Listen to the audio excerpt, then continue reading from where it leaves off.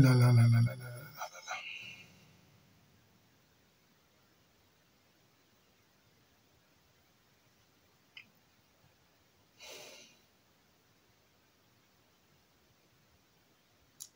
Je ne sais pas si je vais pouvoir faire cette vidéo aujourd'hui. Je ne sais pas si j'ai le courage, je ne sais pas. Aujourd'hui est sans doute le pire jour de ma vie de fan des Los Angeles Lakers.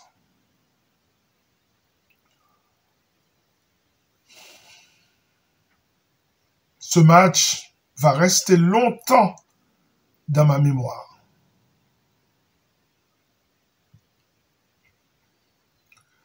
Les Lakers ont perdu 116-113. Anthony Edwards nous a enterrés. Julius Randle, Naz Reid et ses 2 shoots à 3 points. Jaden McDaniel et son N1. Je comprends pas. Je comprends pas. Pourtant, on a mené tout le match. Quand Luka Doncic est arrivé aux Lakers, je ne pouvais jamais imaginer que notre attaque allait ressembler à celle-là. 2 matchs consécutifs que nous n'avons pas pu clore comme il faut. Nous allons quand même analyser ce qui s'est passé dans cette attaque. Il faut analyser ce qui s'est passé dans cette attaque parce que il en va de l'avenir des Los Angeles Lakers. Parce que vous êtes d'accord que les Lakers auront l'année prochaine le trio LeBron, Luka, Reeves. Eh bien, pour moi, au niveau systémique, ces 3 mecs ont failli dans le money time. 2 fois de suite. 2 matchs de suite. Nous allons analyser tout ça.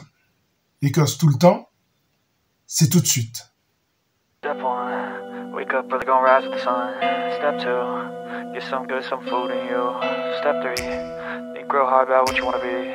Step 4, everybody just do your thing. Wake up, today's gonna be a good day. Wake up, today's gonna be a good day. Wake up, today's gonna be a good day. Wake up, today's gonna be a good day. Je regarde ce match et je me dis, il n'y a pas moyen qu'on perde. On fait une excellente première mi-temps, qu'on termine mal, et je sors une petite vidéo pendant la mi-temps où j'ai encore confiance. Les Lakers sont en retard de 4 points.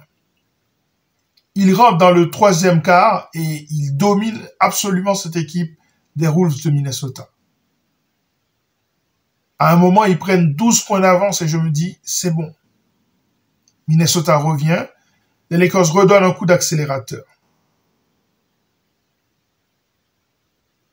Et puis, arrive ce qui est arrivé lors du dernier match. Blackout total au 4e quart-temps. Pour moi, tout a commencé par ce tir pris par LeBron James. Il faut comprendre le contexte de ce tir. Pour moi, c'est ce tir qui a plombé l'équipe. Attention, je ne suis pas en train de trouver un coupable. LeBron James a fait un gros match. Le mec, il a joué 46 minutes. Double-double. En défense, c'était absolument monstrueux ce qu'il a fait. Des contres, des interceptions, des lectures en défense, communication pour les défenseurs en leur disant là où il faut être. Je ne suis pas du tout en train de mettre en doute ce qu'a fait LeBron James. Mais je ne comprends pas ce shoot. Je comprends pas ce shoot. Le contexte, c'est les Lakers sont devant de 4 points de mémoire. Ils ont la balle. Je pense qu'il reste à peu près 2 ou 3 minutes. Je pense qu'il reste 2 minutes et quelques. Qu'est-ce qu'il faut faire dans ce contexte-là? Il faut prendre la balle, driver. Driver de toutes tes forces. Non seulement tu joues le chrono.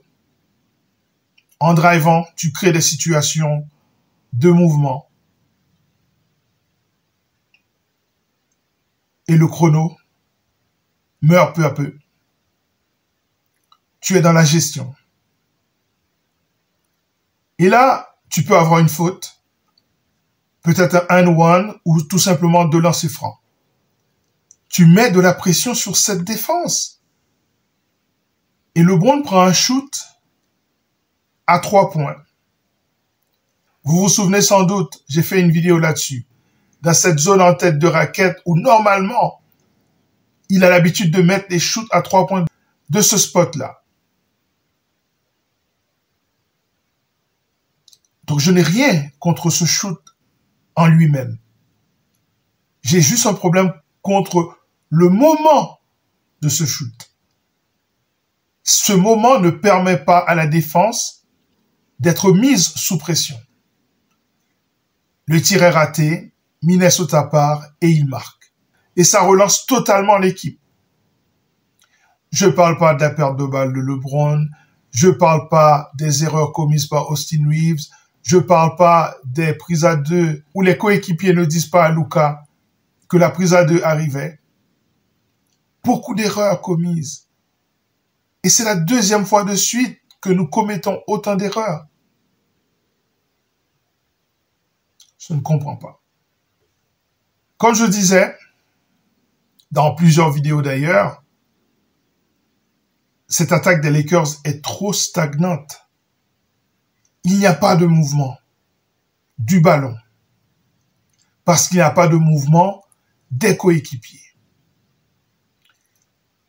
L'attaque des Lakers est la caricature absolue du basket. C'est pick and roll pour Luka. Luka a le match-up qu'il veut, c'est-à-dire un big. Et puis il dribble. Il essaie de se démarquer en faisant un step back pour mettre un tir à 3 points. C'est ça notre attaque. C'est ça notre attaque. J'ai l'impression qu'avec Anthony Davis, il y avait plus de variété. Anthony Davis pouvait monter le ballon, il pouvait se retrouver au poste, être servi au poste. LeBron pouvait être le ball handler ou alors celui qui posait l'écran pour Austin Reeves et les joueurs autour bougeaient. Tout ça a disparu. Tout ça a disparu. Je ne comprends pas pourquoi ces trois mecs n'arrivent pas à trouver la solution. Pourquoi LeBron James regarde Luka jouer? Vous imaginez que dans ce quatrième quart-temps, LeBron n'a absolument rien fait en attaque? C'est hallucinant, je comprends pas. Je comprends qu'il y a un facteur fatigue. Alors, il faut le reposer pendant le match. Donc, je comprends pas ce qui s'est passé avec cette attaque.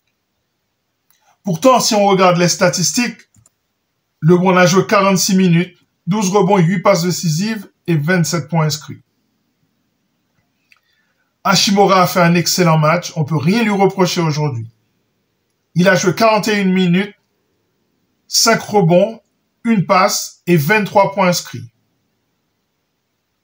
Luka Doncic, 46 minutes, 38 points inscrits, mais seulement 2 passes décisives. Quand Luka Doncic est à seulement 2 passes décisives, tu te dis qu'il y a un truc qui va pas. Et ça ne peut pas être que la défense de Minnesota. Alors, est-ce que je pense que les Lakers peuvent gagner cette série? Oui, je le crois encore aujourd'hui. Mais je ne suis pas tout à fait tranquille en disant ça. Parce qu'au fond, je sais qu'ils vont gagner le prochain match à Los Angeles. Et ils vont revenir à Minnesota. Mais ils m'ont pas donné de garantie qu'ils pourront gagner à Minnesota. Parce que à chaque fois qu'ils ont pris un peu d'avance, ils se tirent une balle dans le pied. Certes, l'adversaire est très bon, mais il y a des oublis défensifs que je ne comprends pas. Il y a des pertes de balles que je ne comprends pas. Il y a des situations en attaque, des situations où l'attaque est complètement stagnante, où ils finissent par prendre un mauvais shoot. Pour moi, c'est comme si c'était une perte de balle. Austin Reeves a galéré pendant la première mi-temps et il est sorti vivant de la deuxième mi-temps. Il a terminé avec 17 points en 35 minutes jouées, 7 rebonds et 4 passes décisives. Et ce shoot pris dans le corner qui n'est pas rentré, ben, ça arrive. La faute pour moi n'est pas à Austin Reeves, c'est LeBron qui doit prendre ce shoot. C'est vrai qu'il y a Anthony Edwards face à lui, je crois que c'est Anthony Edwards, mais c'est à lui de prendre ses responsabilités. Parce que si vous regardez bien l'action, Austin Reeves est déjà en train de couper. Il est persuadé que LeBron va prendre le shoot. Il est en train de couper. Et quand il voit que LeBron n'a pas pris une posture de shooter, c'est là qu'il a fait un pas en arrière et qu'il s'est retrouvé en position de recevoir la balle. Et si Austin Reeves a fait ce pas en avant et a continué, on est potentiellement sur la deuxième perte de balle de LeBron James dans le money time. C'est chaud. C'est chaud. Donc, je ne vais pas la faire tellement longue parce que, au fond, il faudra du temps pour analyser tout ce qui s'est passé. Toutes les fois où le momentum a changé de côté, évidemment, j'ai identifié un moment où ce momentum a changé, c'est ce tir de LeBron en tête de raquette qu'il n'aurait jamais dû prendre. À ce moment-là, il fallait aller mettre de la pression sur cette défense, les pousser à la faute. Ça, c'est un moment où le momentum a changé de camp. Mais il y a eu d'autres moments pendant le match. Il faudra revoir le match, analyser et revenir en force pour le prochain match. Je vais aller dormir. Portez-vous bien.